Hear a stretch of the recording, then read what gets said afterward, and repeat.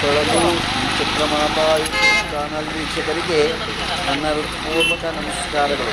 ಇದು ಕೇರಳದಲ್ಲಿರುವ ವೈರಾಣಿಯಲ್ಲಿ ಸುರಿದ ಮಳೆ. ಅಲ್ಲಿ ನಿಜವಾಗಲೂ ಜನರ ಪಾಡು ಕೇಳೋರಿಲ್ಲ.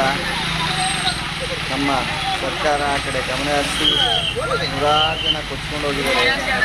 ಅದನ್ನು ನೀವು ಗಮನ ಹರಿಸಿ ಅವರಿಗೆ ಏನೇನು ಒಂದು ವಿಧಾನಗಳು ಮತ್ತು ಅವರ ಸೌಲಭ್ಯಗಳನ್ನ ಒದಗಿಸ್ಕೊಡ್ಬೇಕು ಅಂತ ಹೆಬ್ಬಳೂರು ಜಗನ್ನಾಥ ಯೂಟ್ಯೂಬ್ ಚಾನಲ್ ಕೇಳ್ಕೊಳ್ಳುತ್ತೆ.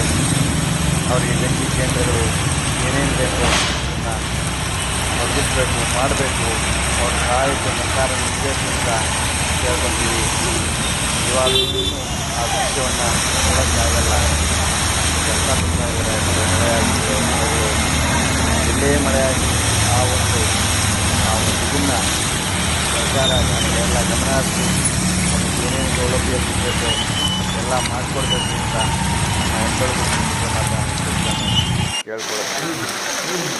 ನಮ್ಮ ಹೆಬ್ಬಳೂರು ಜಗನ್ನಾಥ ಯೂಟ್ಯೂಬ್ ಚಾನಲ್ ಸಬ್ಸ್ಕ್ರೈಬರ್ಗಳು ದಯಮಾಡಿ ಸಬ್ಸ್ಕ್ರೈಬ್ ಆಗಿ ಲೈಕ್ ಮಾಡಿ. ಇದು ನಿಮ್ಮದೇ ಚಾನಲ್ ಆದ್ದರಿಂದ ನಮ್ಮಲ್ಲಿ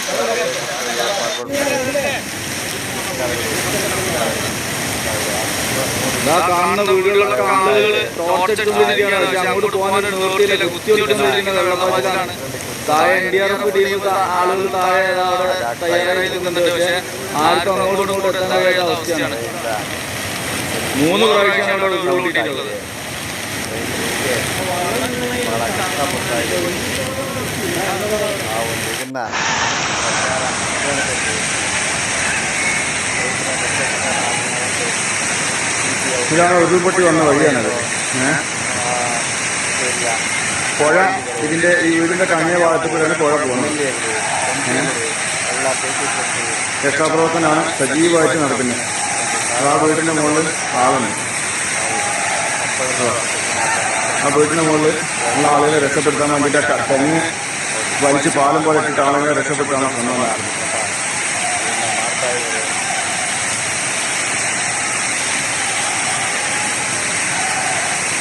ആ വീടിന്റെ മൂലയിലേക്കാണ് വണ്ടിയാണ് തലകുത്തനായിട്ടുള്ളത്. കാർ എന്നാലും വളരെ പ്രയാസപ്പെടുത്തുന്ന കാഴ്ചകളാണ്.